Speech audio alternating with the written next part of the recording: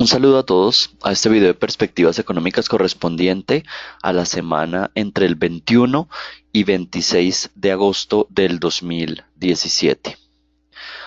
Soy Osman Gordillo y los invito a estar conmigo en los próximos o por los próximos 20 minutos para analizar un par de temas que a mi juicio son actualmente muy relevantes en el mercado local. Por un lado, y con esto me refiero al primer tema que quisiera analizar. Se conoció la semana pasada el PIB de Colombia correspondiente al segundo trimestre del 2017 y queremos en este eh, sentido determinar si es una buena o una mala noticia. Si el 1.3 es básicamente positivo o si termina siendo un dato negativo eh, en términos de nuestras perspectivas económicas. Por otro lado, y con esto me refiero a la imagen de la derecha y a nuestro segundo tema, el de X o como quien dice el dólar en el mundo sigue sufriendo una debilidad importante. Quiero en este video examinar algunas implicaciones de este hecho con las monedas regionales y obviamente con la moneda local, con el peso colombiano. Bueno, desde el punto de vista de la agenda, como ustedes se podrán imaginar, esta charla va a tener obviamente dos temas importantes y obviamente ustedes ya pueden determinar cuál es. Primero, crecimiento en Colombia. Vamos a analizarlo y determinar si es un buen dato, un regular dato o un mal dato. Y por otro lado, vamos a analizar la debilidad del dólar, cuáles son sus causas, cuáles pueden ser las perspectivas y lo más importante, los efectos de este fenómeno para las monedas regionales y evidentemente para la moneda local. Pero antes de empezar quisiera mencionar dos hechos que me parecen muy relevantes. Por un lado, el petróleo. Básicamente, obviamente, continúa teniendo esa volatilidad muy importante, pero acá lo que me parece más relevante a la luz de los activos locales es esa fortaleza que en cierta medida está mostrando y que lo ha llevado a cotizar a niveles entre 46 y 50, lo que en últimas es o sería un hecho positivo para los activos locales, puntualmente para el peso dólar. Y los fundamentales que dominan los precios del crudo básicamente terminan siendo o están siendo los mismos. Una OPEP que recortó su producción, una producción de los Estados Unidos que cada vez tiene mayor importancia, pero acá lo importante es que los precios están soportados porque pareciera que la producción de los Estados Unidos está llegando a un nivel de estabilidad. Fíjense ustedes, la producción tal cual como se reporta en ese país, sumado a las plataformas que se reportan los viernes, está mostrando que en cierta medida eh, ya no hay esa subida en la producción de los Estados Unidos tan importante como se presentaba hace algunos meses. Esta es la razón principal que está haciendo que el precio se mantenga en los niveles actuales. Por otro lado, fíjense ustedes, a pesar de la altísima volatilidad, el euro pues más o menos tiene una tendencia al alza. Y esta tendencia evidentemente explica la debilidad del dólar a nivel mundial, medido por ejemplo a través del índice de X. Estas dos señales, a mi juicio, son positivas y muy importantes a la hora de determinar el comportamiento de la tasa de cambio en las monedas locales y obviamente, en las monedas regionales y obviamente en la moneda local, el peso colombiano. Bueno, sin más preámbulo, entonces comencemos con el primer tema agendado para esta charla y es básicamente la debilidad del dólar medido a través del índice, por ejemplo, de X. Fíjense acá lo más importante, lo que me parece que hay que tener en cuenta en estos momentos. Debido a condiciones que las vamos a explicar en las próximas diapositivas, la Reserva Federal tiene en la actualidad un camino en cierta forma difícil para subir sus tasas de referencia. Recordemos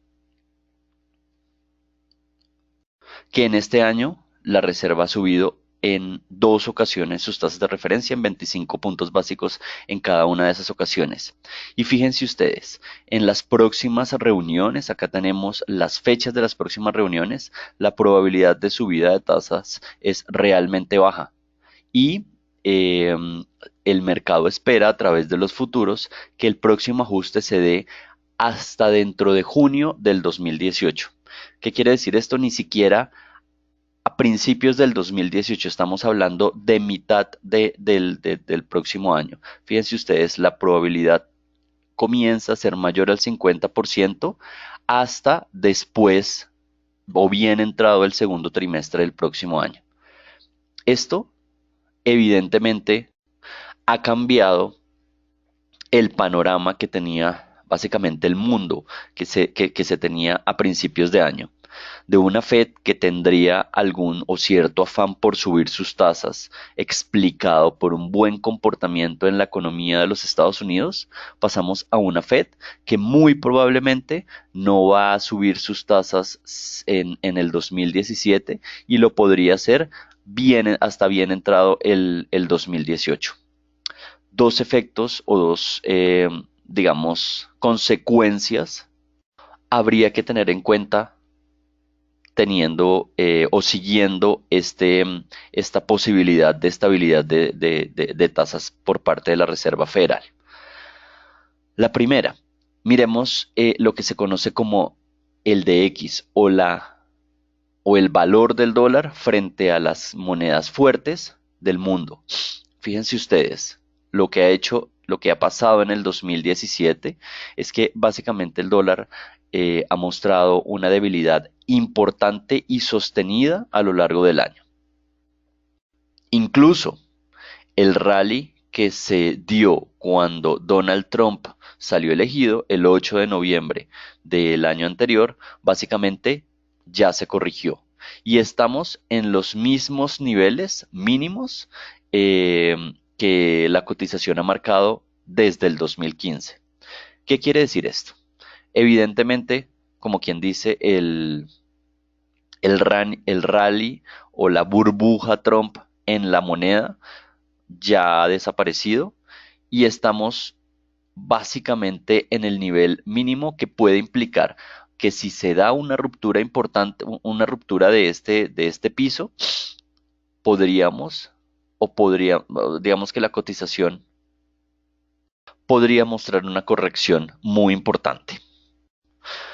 ¿Cuál es la razón de este comportamiento?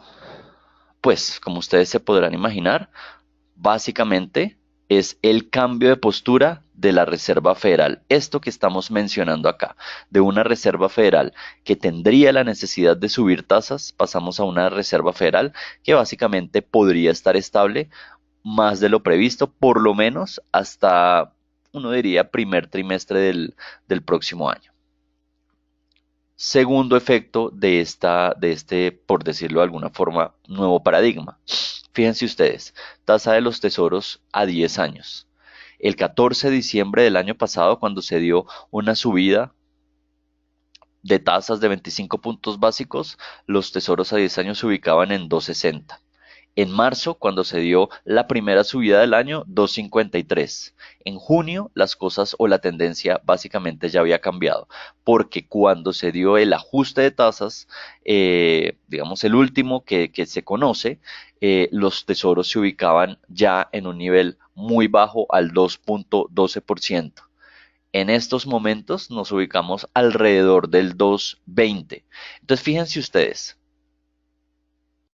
la posibilidad de una subida de tasas hasta el 2018 no solamente se mide a través de los futuros de la Reserva Federal, sino que el bono del Tesoro básicamente está en los niveles, en unos niveles lo suficientemente bajos para pensar que realmente no habría un ajuste en el corto plazo.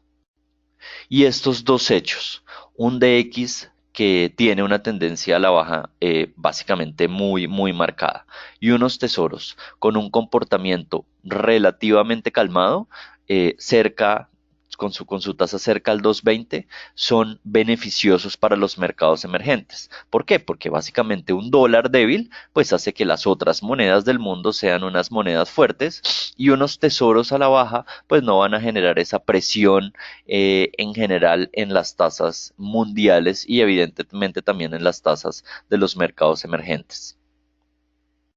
Recordemos que si las tasas de los tesoros tienen subidas importantes, es muy probable que las tasas de todas las demás deudas, de todas las demás referencias alrededor del mundo y sobre todo de los mercados emergentes también sufran estas subidas.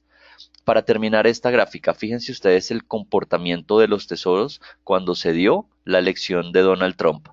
Estados Unidos iba a crecer de una forma muy fuerte y la Reserva Federal iba a tener que subir sus tasas. Lo que ha pasado digamos, a lo largo de diciembre del año pasado hasta ahora es precisamente el efecto contrario, la corrección de esa subida. Acá hay una diferencia importante y es que mientras el DX ya hizo la corrección total, los tesoros aún no han hecho ese movimiento. ¿Y cuál podría ser la explicación? Pues básicamente, y es algo muy sencillo, la Fed, a pesar de todo lo que estoy diciendo, la Fed ya ha subido 50 puntos básicos su tasa de referencia. Entonces, eso podría explicar que los tesoros no alcancen los niveles anteriores a la elección de Donald Trump, como sí lo ha hecho el indicador del DX.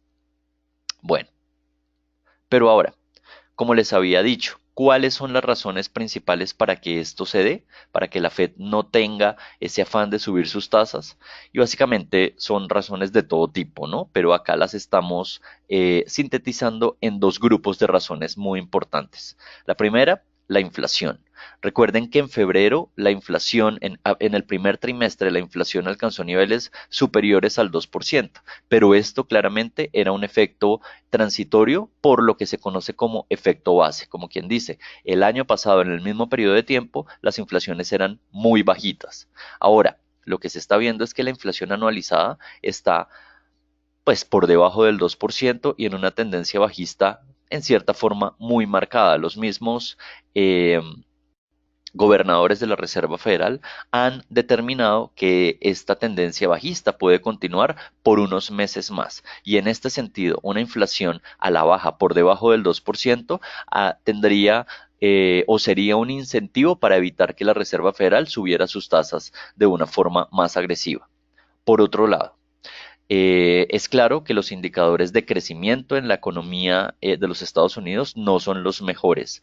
Se ve, digamos que casi que diariamente, indicadores más débiles a lo que se estaba esperando. Y acá pues traje dos, en cierta forma cualquiera, pues para ilustrar esta idea. Las ventas al por menor, fíjense ustedes, mensualmente anualizadas, básicamente están en una tendencia bajista también muy marcada.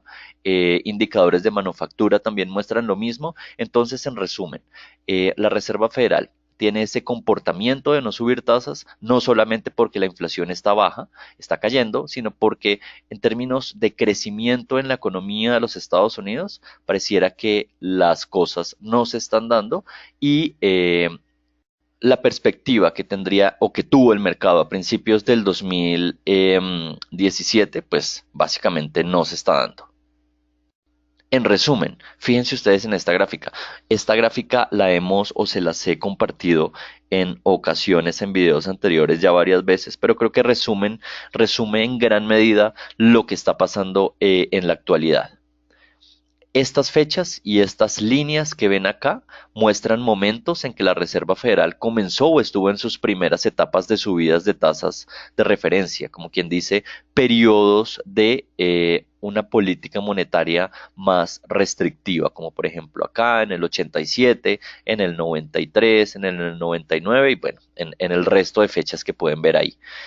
Y la línea de color azul es el comportamiento del PIB en términos anualizados.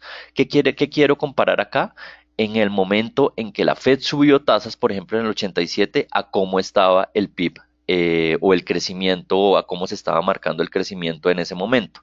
Entonces, para cada una de estas fechas tenemos un nivel de tasa de referencia al inicio del periodo de subida y un crecimiento, digamos, correspondiente. Y lo que se ve ahora es que en la actualidad el crecimiento de los Estados Unidos es el más bajo presentado teniendo en cuenta una subida de tasas de referencia.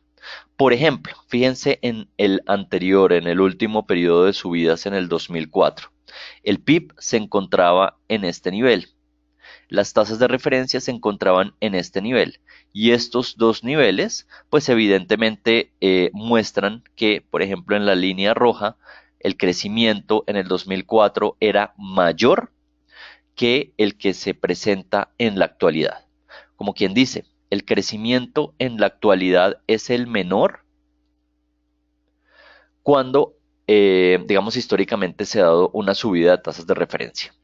Esto sería una razón adicional para pensar que la Reserva Federal no la va a tener fácil para subir sus tasas en el corto plazo. En últimas, razones de inflación, de crecimiento, estarían explicando la posibilidad que la Fed no suba sus tasas en lo que queda del 2017 y que lo haga hasta bien entrado del 2018, algo que todavía sería una hipótesis y que habría que en cierta forma comprobar. Pero bueno, ¿esto cómo nos termina afectando a nosotros? Fíjense ustedes, recuerden la primera diapositiva de esta parte de la charla. El DX en el 2017 ha caído y básicamente ha corregido todo el movimiento alcista que se presentó eh, a partir de la elección del presidente de los Estados Unidos en noviembre del 2016. En esta gráfica, el DX se encuentra dibujado con una línea de color rojo. Y fíjense en esta caída. La que les estoy mencionando acá se ve de color rojo, el de X a la baja, lo que implica un dólar débil a lo largo del 2017. Pero comparando en esta gráfica con el de X se encuentran pues la mayoría de monedas de la región. Tenemos el peso mexicano, el real brasilero, el chileno, el peruano, el dólar canadiense y evidentemente el peso colombiano. Acá hay un hecho que me parece, digamos, bien interesante. Antes que todo, esta gráfica tiene todas estas monedas normalizadas al día de la elección de Donald Trump, el 8 de noviembre del 2016. Nosotros creemos, o yo creo, que en esa fecha se dio un cambio de paradigma. Fue tan importante el hecho de la elección de Donald Trump que creemos que a partir de ahí todo el mercado ha cambiado inicialmente hacia la fortaleza de los indicadores de Estados Unidos y después hacia su debilidad cuando empieza el 2017. Entonces, por eso todas las monedas valen lo mismo en esta fecha. Ahora, fíjense ustedes lo siguiente. A pesar de las particularidades de cada una de las monedas, de cada uno de los países, de los hechos que afectan a cada uno de estos países, fíjense la altísima correlación que hay entre las diferentes monedas de la región. Y lo que ha pasado en los últimos meses es que todas estas monedas han mostrado una tasa de cambio hacia abajo, como quien dice, una fortaleza de las monedas regionales frente al dólar. Fíjense ustedes, estos movimientos tienden a ser muy coordinados. Cuando una moneda sube, todas tienden a subir. Cuando una moneda baja, todas las otras tienden a bajar. Y esto implica que el DX básicamente está haciendo que todas las monedas tiendan a moverse en la misma dirección, sin importar algo que me parece muy importante, como les decía, las particularidades de cada país. Fíjense en el mexicano. Al inicio, obviamente, mucho ruido, el muro, bueno, el problema con las exportaciones, etcétera.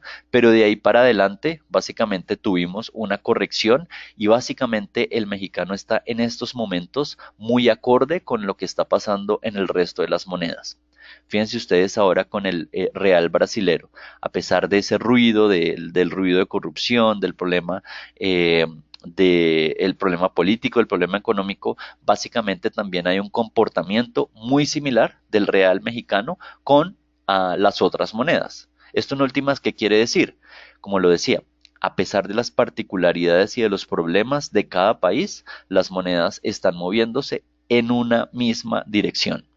Ahora, perdón, miremos el peso colombiano, que es la línea negra en esta gráfica. Desde la publicación del marco fiscal de mediano plazo, pues obviamente con razón los inversionistas han estado muy nerviosos por el aumento del déficit fiscal del 3.3 al 3.6 y por esa razón la tendencia de la tasa de cambio en Colombia ha sido al alza, como quien dice debilidad del peso frente al dólar. Y llevó ese movimiento a que el peso colombiano sea la moneda más débil de la región. En los últimos días se ha dado una pequeña corrección, pero uno podría decir que en la actualidad el peso colombiano es la moneda más débil de la región. Si hacemos esta gráfica no normalizada con el día de elección de Trump, sino con el día primero del mes, pues nos va a dar mucho más evidente que la moneda colombiana es la moneda que se encuentra en un nivel más débil frente al dólar. Lo que quisiera resaltar acá es que esa situación, a mi juicio, no es sostenible. ¿Por qué? Porque fíjense ustedes, a pesar de las particularidades de cada una de estas monedas, la tendencia estructural en el mediano plazo se mueve hacia si el dólar está fuerte o está débil en el mundo, a pesar del problema de México, el problema del muro, el problema comercial con los Estados Unidos, a pesar del problema político en Brasil, a pesar de muchas de esas particularidades de las monedas, al final tienden a moverse más por las razones externas, por las razones internacionales. Como quien dice, esta subida en la tasa de cambio de Colombia pareciera que está motivada por razones particulares locales, no internacionales, y por lo tanto esta subida, a mi juicio, terminaría siendo poco sostenible, ¿no? Y debe o merece una corrección importante teniendo en cuenta que, fíjense ustedes, la tasa de cambio en Colombia se ha mantenido básicamente en el grupo, ¿no? Con todas las otras monedas. Y el movimiento actual, pues implica que hay una sobrereacción que debe ser corregida. Finalmente, fíjense ustedes, esto es una gráfica desde el año 2008, en la cual están las mismas monedas que les mencionaba en la anterior diapositiva, pero en esta gráfica no las tenemos normalizadas, ¿no? Simplemente hay diferentes ejes, diferentes escalas, y lo que quiero acá mencionar es que fíjense en los movimientos más importantes de las monedas regionales. Por ejemplo, miremos este en el 2014 cuando empezó a darse una devaluación importante y el peso pasó de algo así como 1.800 pesos a algo así como, no sé, 3.000 pesos. O sea, algo que realmente ha sido centro de atención en la economía local. Fíjense que en este movimiento no se dio únicamente en el peso colombiano, se dio en todas las monedas a nivel regional, se dio una subida importante. Vamos un poco más hacia atrás, fíjense en este movimiento. Después de una caída importante se dio algo así como un pico y ese pico se vio reflejado en todas las monedas. Esta caída, el inicio de la caída también se vio reflejado en todas las monedas. Y evidentemente, desde el 2008 han pasado muchas cosas particulares a cada uno de estos países. E independientemente de esas particularidades, las monedas se han movido de una forma que pareciera sincronizada, obedeciendo más a razones externas que a razones internas y locales de cada uno de los países. Miremos la actualidad. La línea negra ha mostrado una tendencia al alza, a pesar que todas las otras líneas han mostrado una tendencia a la baja. Eso es lo que a mí me parece que no es sostenible, dada la historia y el comportamiento de las monedas de la región desde el 2008. En conclusión, creo que acá lo importante no es el tema del déficit fiscal, no son los temas locales, no es el problema de la corrupción y en cierta forma el ruido que puede generar todo lo que pasa en Colombia, sino que lo importante acá es si el dólar mundialmente está fuerte o está débil. Eso es lo que ha generado el movimiento, eh, digamos que principal de las monedas a nivel regional y a eso es lo que le debemos poner atención. En muchos casos nosotros nos fijamos en temas locales, cuando lo importante, cuando estamos hablando de las monedas, son los temas internacionales, de fortaleza, debilidad del dólar, Reserva Federal y bueno, toda esta cantidad de cosas. Por esta razón me parece que la tasa de cambio en estos momentos, dado lo que ha pasado en los últimos 2 meses, se encuentra en un nivel que evidentemente está muy arriba y que debe haber una corrección importante, por lo menos de unos 50 a 70 pesos hacia abajo. Bueno,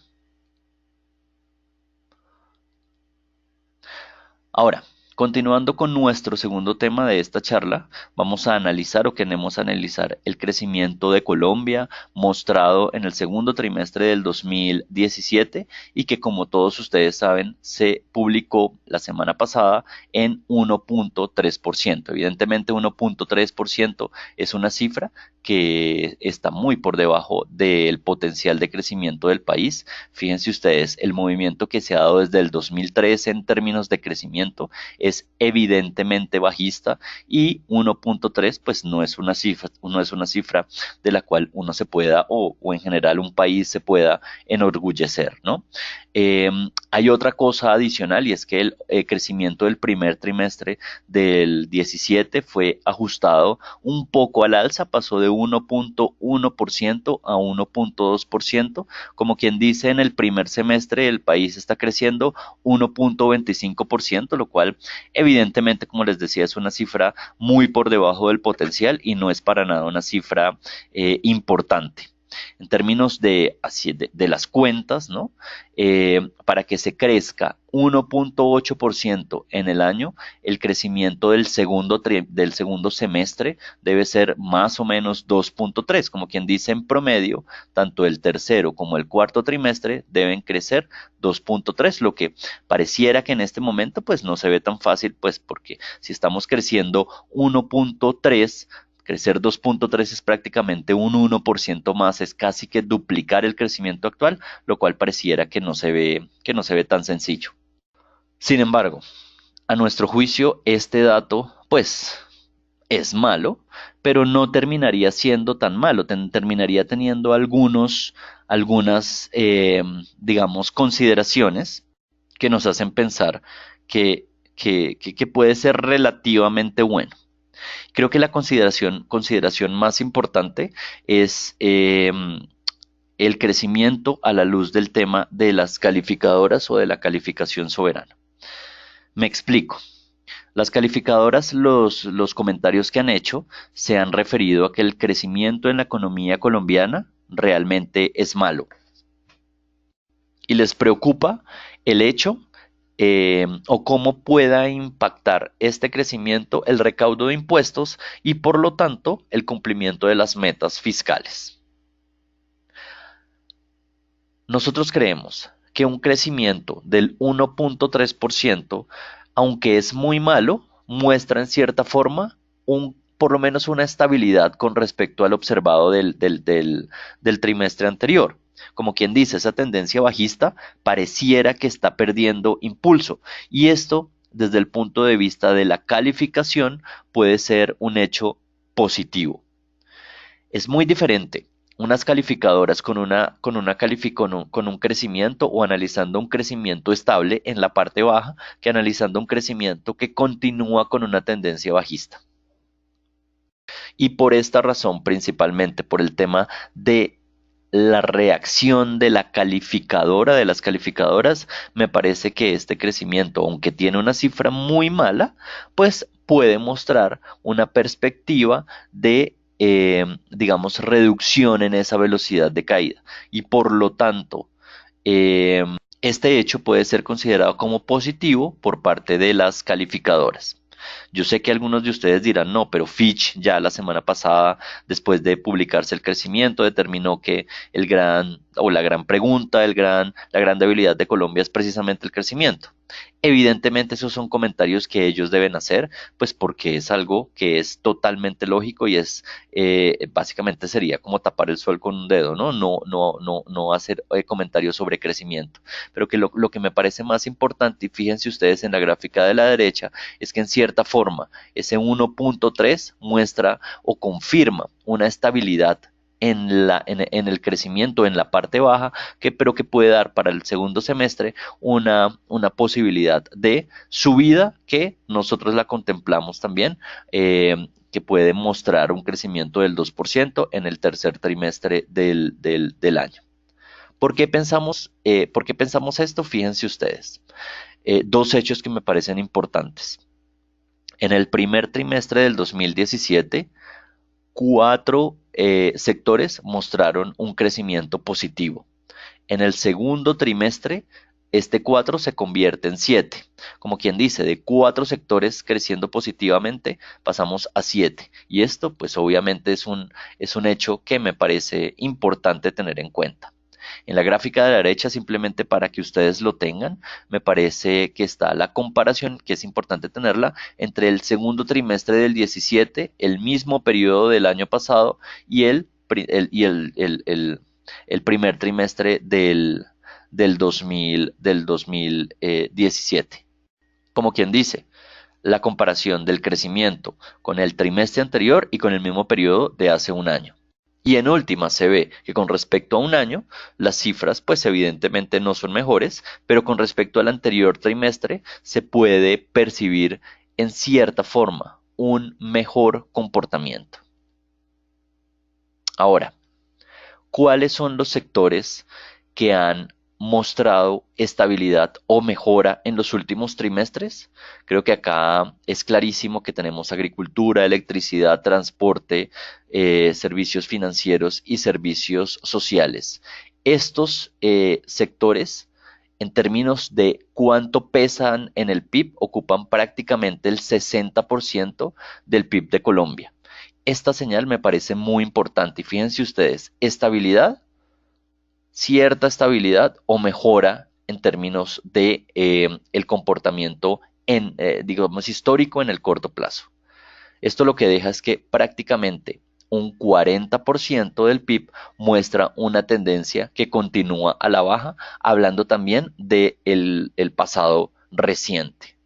En últimas, y como conclusión del tema PIB, me parece que la cifra evidentemente es muy baja, pero muestra el primer paso hacia una estabilidad en la caída, hacia una disminución de la velocidad de caída. Y esto me parece lo suficientemente importante como para pensar que las calificadoras o que para las calificadoras este dato de crecimiento termina siendo, sino, sino un dato bueno, por lo menos un dato que no sería malo. Y en un ambiente como el actual, de ruido de calificación, de posible recorte de calificación en Colombia, este escenario me parece positivo. Como les decía, para el tercer trimestre del 2017 nosotros preveemos un crecimiento más por los lados del 2% y en este sentido, si se da un crecimiento alrededor del 2%, pues evidentemente sería una confirmación del cambio de tendencia después de tener 1.2 en el primer trimestre, 1.3 en el segundo trimestre y 2% en el tercer trimestre. Bueno. Entonces, para concluir, quisiera dejarles un par de ideas que me parecen importantes después de mostrarles nuestra perspectiva semanal. Primero, un dólar débil medido por el DX muestra inflación a la baja y crecimiento débil en los Estados Unidos. Eso implica que el dólar se va a debilitar o se está debilitando frente, por ejemplo, al euro, a la libra, a las monedas fuertes, pero que también lo va a hacer frente a las monedas débiles, frente a las monedas emergentes. Colombia o el peso colombiano es la única moneda que tiene ese comportamiento de hacia la devaluación. Todas las otras monedas de la región tienen un comportamiento hacia la revaluación. Y dado la historia, el comportamiento en rebaño de las monedas, este comportamiento del peso me parece que no es sostenible. Segunda idea, el crecimiento en Colombia, si bien ese 1.3 es un crecimiento pobre, muy por debajo del potencial de Colombia, me parece que muestra o es la primera señal para una estabilidad en la caída, que muestra pues que esa caída que se ha dado en los últimos trimestres puede perder fuerza y que a partir de acá puede darse una leve recuperación. Y esto en un ambiente de recorte de calificación me parece un hecho positivo. Bueno, muchísimas gracias por estar conmigo en estos minutos. Obviamente, como es usual, si tienen alguna pregunta o sugerencia o si quieren tener esta presentación en PDF, por favor escríbanos a los correos que ustedes ven en la pantalla. Y bueno, les deseo muchísima suerte en esta semana que inicia. Muchas gracias.